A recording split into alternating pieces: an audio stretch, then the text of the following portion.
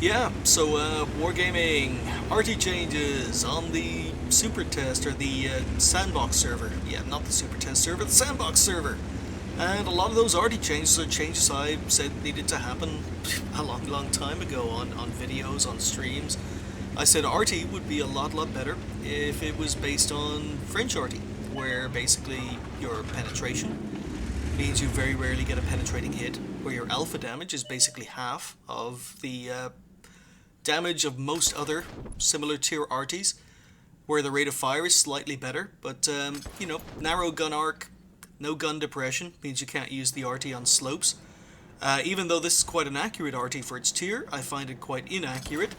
But it's still RNG based. You've got this annoying little MT25 just buzzing around the middle of the map. So is it luck? Is it RNG? Is it skill? Yeah, not quite sure, but only scouting the enemy team, he's dead, and that takes a lot of pressure off our team. So yeah, good game according to our PC, our Panzer 58 muds. But yeah, there's going to be quite a few. This kind of intro is a little bit of a warning, a little bit of an update and a little bit of a warning, because I've been going through low tiers. I've got a lot of low tier ace tankers coming up, and unfortunately quite a lot of those low tier ace tankers are going to be arty, and I'm just getting through them, getting them done, getting them sold, getting them aced, and I'll never ever play them again. But because they're aced and because it's a new tank for the channel, they'll get the 15 minutes of fame, and that means a lot of arty replays coming up on the channel over the next few days. And I do apologize if you don't like arty, but yeah, Wargaming's arty changes. They're planning to reduce the penetration by half, which is basically what French arty is. They're planning to reduce the damage by half, which is basically what French arty is. And you can see that French arty really isn't that accurate, even though it's fairly accurate for its class. And when it does hit, it doesn't do that much damage. It's like getting hit by a heavy tank. It's not a... You very rarely get a penetration with French arty, and so other than the stun mechanic, they're reducing the number of arties in the matchmaker per game to a maximum of 3, which is still probably 3 too many, according to a lot of players, but definitely at least 1 too many. I think it should be a maximum of 2 per game, or maybe even 1 per game, and they're introducing a stun mechanic. So most of what they're doing to arty is things I've wanted them to do and things I've suggested they do for years, and now they're yeah, that was a bad shot by me, can't blame arty for that one. But yeah, it's going to be interesting if those changes on the test server or on the sandbox actually make it to the test server and then make it into the game, because I do think arty would be a hell of a lot more balanced if it was all a lot more like French arty. Oh yeah, and the removing of the premium ammo, heat, and AP. That's a very interesting thing as well. I didn't think of that, but yeah, that definitely makes arty a little bit more balanced too. So yeah, I don't know whether it's going to be better for the game or worse for the game. I really don't like the stun mechanic. Interesting idea, but it depends on how well it's implemented, because can you imagine getting hit by a Burt again and again and again and being permanently stunned? Yeah, we'll see, but don't think I'll be installing the sandbox anytime soon, because I've just got too many videos to make. And anyway, enough talking. Arty changes on the way, and let's get on with today's video.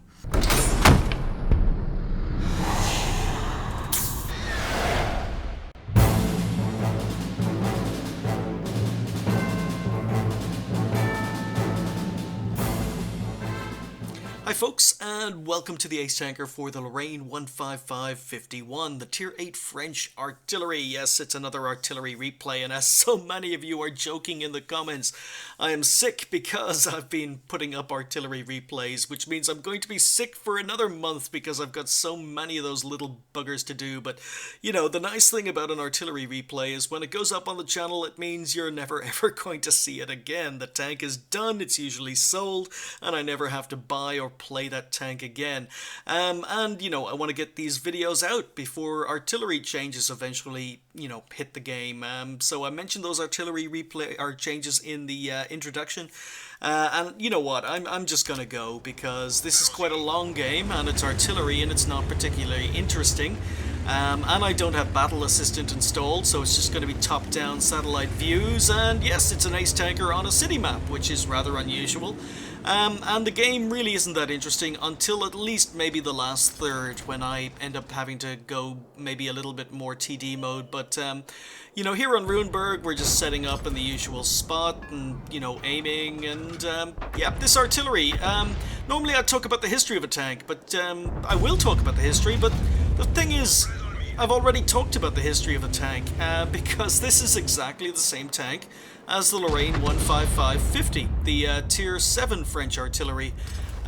So the two tanks were designed side by side. One was designed in 1950, the other was designed in 1951. They both came with the same gun, the same engine, and the only difference between the two tanks was that the 15551 had a forward-mounted turret, small superstructure change, and the 15550 had a central mounted turret. But other than that, it's pretty much the same arty. Now, while I go for the shot in the bat shot, yeah, so while it's exactly the same tank, I'm just going to pop into Tanks GG very quickly. Wargaming have actually buffed it to make it a little bit more competitive at Tier 8, but it's still considered one of the weaker Tier 8 arties in the game, especially regarding penetration and damage, and I don't have a problem with that. I really don't. I think the French arty line, at least till you get to Tier 9, is one of the most balanced arty lines in the game, simply because they have far less penetration and far less alpha damage than other arties, you know, and even though they're quoted as having, you know, quite accurate guns for arty, I find them incredibly inaccurate. But what we've got here is we've got the Lorraine 15550, Lorraine 15551. There's a tier difference between the two tanks, and you can see that the turret is, well, the gun housing, I'm not quite sure whether or not you'd call it a turret because it doesn't rotate, but the gun mount is central on the Tier 7 and it's forward on the Lorraine 15551. So other than that, it's basically the same tank with a few stat differences. You can see that the DPM is slightly higher, the penetration is slightly higher, the damage is slightly higher, rate of fire and reload time is down on the Tier 7, but it gets faster shell velocity, it gets faster aim time, slightly faster accuracy, slightly worse accuracy during turret traverse. I suppose that means gun traverse. The gun traverse is a little bit better. The horsepower to weight ratio is a little bit better, 850 horsepower compared to 700 in the Tier 7, which is kind of surprising. You know, this is one of the things that surprised me, because when this tank was originally built, it was based on the Lorraine 40T, and the Lorraine 40T's original engine was a Talbot. So basically the first engine that was used on the Lorraine 155 was a Talbot engine, but as you can see here, both engines are Maybach. It was later on that it was changed to a Maybach engine, so I think maybe a little bit of historical accuracy was missed by Wargaming here, because they've got Maybach engines in both of these tanks, and if they put a Talbot engine in as the stock engine, then it would explain the horsepower disparity between the two of them, because the first engine it was fitted with was a Talbot, and it was later upgraded to a Maybach, so you know, they weren't all Maybach engines, but regardless, it gets a little bit of horsepower extra, it gets a little bit of horsepower to weight ratio extra. You can see that it gets a whole 5mm of extra hull armor on the rear, which makes absolutely no difference. The view range is 10 meters better, but it's basically the same flaming tank with its stats slightly upgraded. So that's pretty much the difference between the two tanks. So it doesn't hit very hard. It does have rapid fire compared to other arty, but it doesn't hit very hard. It very rarely penetrates, and usually when you hit a tank with a French arty, it does about heavy tank damage. So I thought French arty was very, very balanced compared to other arty lines in the game. Not that I enjoyed playing it particularly much, but I did find it more enjoyable to play simply because of the faster aim time than other arty, and again, we only do 400 damage, but you know, we do manage to set the T-28 prototype on fire, manage to track him at the same time, and there we go, we get a little bit of assistance damage. So we're under a lot of pressure in the north of the map. We didn't send too many tanks up to Crossroads, sent plenty of tanks into town, and Yeah, what else? Oh yes, the Lorraine. As I say, it was a prototype. It was never developed. So even though the 15550 and the 15551 were pretty much the same tank with just a couple of minor superstructure differences, they failed the trials in 1954. They did examine maybe the possibility of developing this arty with an actual turret as opposed to a fixed mount, but it never got further than just discussion because who was it? It was Batchat. Batchat decided to design a turreted artillery, which we have at tier 9 at tier 10. So as a result, Lorraine failed its trials. None of these tanks were developed. Just two were ever built, the 15550 and the 15551. And yeah, it's cited as major design flaws meant it was never accepted by the French government as a viable artillery piece. It never went into production. But that's pretty much it for the history. So yeah, we're just sitting here. Again, top-down view, very interesting. I do apologize, but as I was saying in the introduction, unfortunately I've got an absolute pile of artillery ace tankers to get through, so there is going to be quite a lot of artillery on the channel. I've got two more German artillery. Risky shot there to take out the IS-3, but now I've got to move because we've only got one tank. We've only got one tank left in the north of the map, and plenty of enemy tanks. There are at least 6 enemy tanks up in Crossroads versus that one tank, and I've got to relocate. If I hung around for another shot, there's a chance that enemy tanks are going to be coming down the 6 line, they're going to be coming down the 0 line, they're going to swamp that tank. So nothing I can do to help him, and you can see we're doing a whole 60 kilometers an hour, which is one of the reasons I enjoy this tank. Well, you know, enjoy is a very, very subjective word, but I do like the mobility compared to other artillery. I like the mobility, being able to relocate, move around, looking for shots. I'm in town now, so I don't really have much to shoot at. So I'm going to go for a shot on the Batchat, and unfortunately he gets taken out. But there we go, we've got 2 T-49s rushing through the field on the 8-9 lines, and that's why I relocated nice and early, and this tank, as I say, has the speed to do that. But our team are advancing, completely ignoring what's happening in the north of the map. They're constantly advancing. No one is capping, but that's okay, because, you know, we're winning quite comfortably. The score is 9-5. I'm up to 2k damage. And CDC just got a corner, just a slight edge here. I decide to go for a shot because I'm going to be able to do major splash damage even if I can't hit this guy, but he's been reduced to 348. And there we go. I don't think it was a direct hit, but we definitely had enough splash, even though this tank has no splash, to be able to take him out. So there's kill number 2.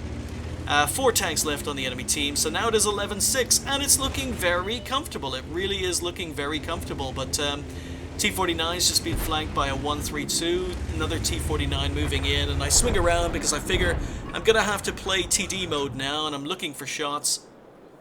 And unfortunately, I've set up in a position where I can't get shots. The corner of the house prevented me getting a shot on the T-49, but we move up. Now, I've set up here, and I should be able to shoot the corner. So now it's just a question of waiting for the 132 or the T-49 to poke. T-49 flanks the our T-49, so 132 up here, and there we go.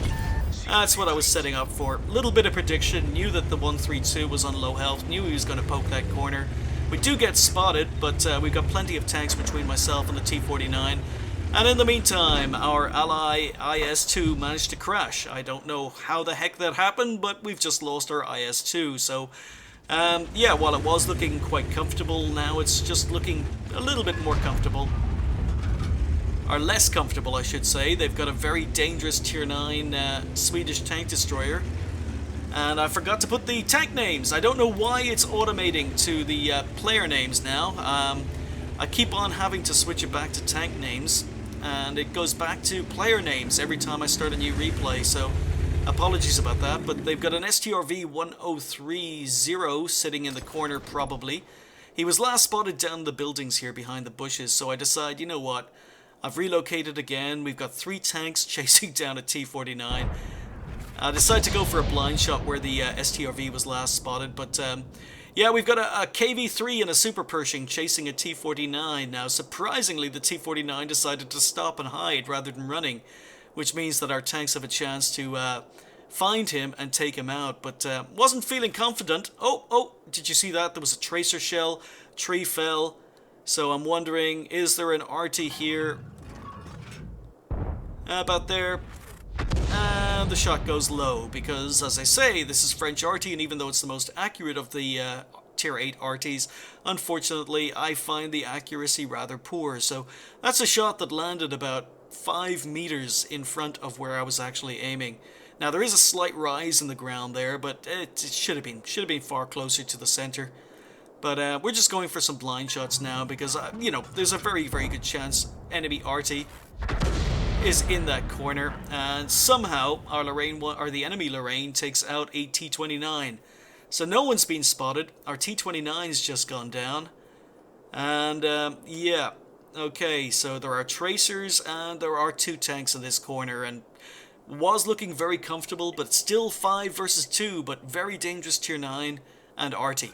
Thing is, I'm not relocating because I know I can one-hit kill these guys.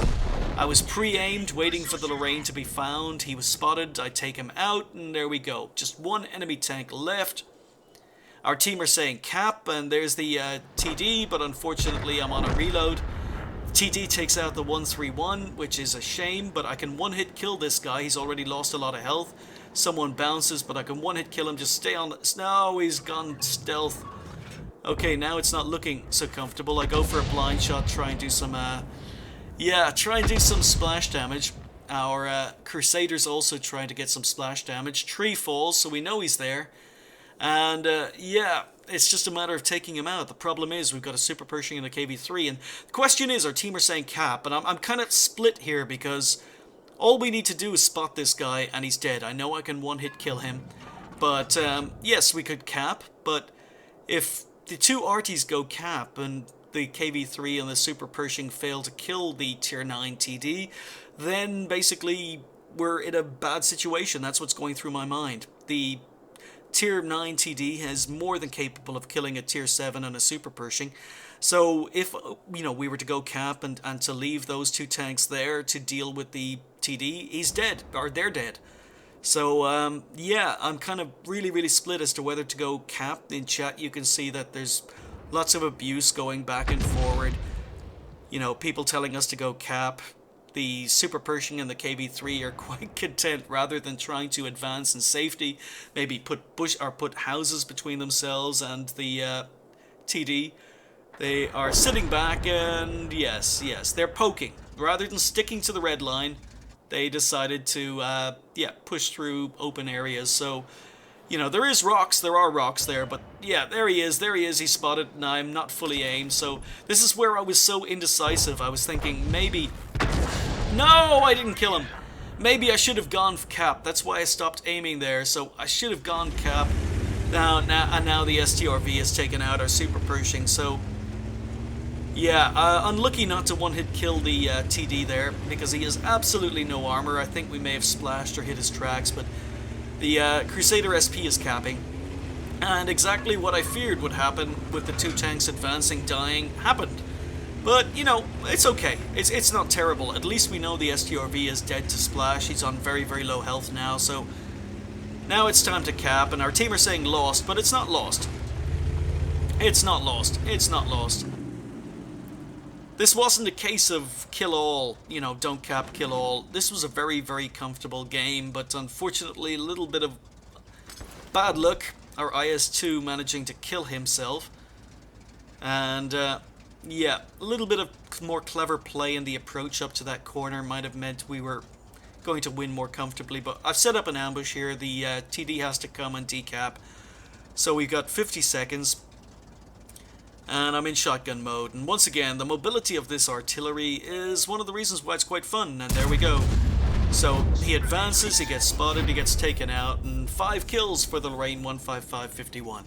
So first ace in the Lorraine 155-51, and I'd love to say it's the one and only ace, or it's not going to be played again and the tank is sold and I'm ready to move on, but I can't because it's a tier 8, and unfortunately I still have about 95,000 XP left to get on this flaming thing before getting to tier 9, so Yeah, unfortunately it's going to be played, but at least I'm not going to be featuring it on the channel anytime again soon. So there we go, unless it's in a snapshot. But yeah, we finished top on XP with 1136, 3618 damage done, and 5 kills, which ain't too shabby on a city map. We finished with 15 shots fired, and we only managed to hit 6. Now, people talk about this tank being the most accurate. It is one of the most accurate tier 8 TDs. I find the accuracy incredibly annoying. So we've got less than a 50% accuracy rating here. So yeah, the accuracy, not good. The shell velocity, not good. The shell trajectory, not good. The gun depression, not good. The penetration, not good. And the alpha damage, not good compared to other arties. So this is pretty much, if you're playing French arty, this is pretty much what a lot of the arty is going to be nerfed to in the new super test or the new sandbox server changes. About the only major difference is the removal of AP and heat shells, and also the the stun mechanic is being added. So, yeah, I mean, I think this is quite balanced arty, and if more arty were like French arty, I think it wouldn't be as big of an issue. But again, we'll see. We'll see what the changes bring. Hoping to get through most of the arty before the changes occur, but that's probably not going to happen. So yeah, I was happy with the damage, and then again, not much assistance damage, but we did end up with 21 base cap points. We ended up with 16,000 credits with a premium account, and there we go. Not my first game of the day. I was actually trying to grind and ace it, so 1704 XP overall was enough to get me the ace. Yeah. So sorry, ace tanker in an arty, so yes, that means I'm probably going to be sick for another couple of days, and at least it's done, it's dusted, and even if I ace this again in the future, you're not going to see those games because it's done. Thanks for watching. I'll see you next time.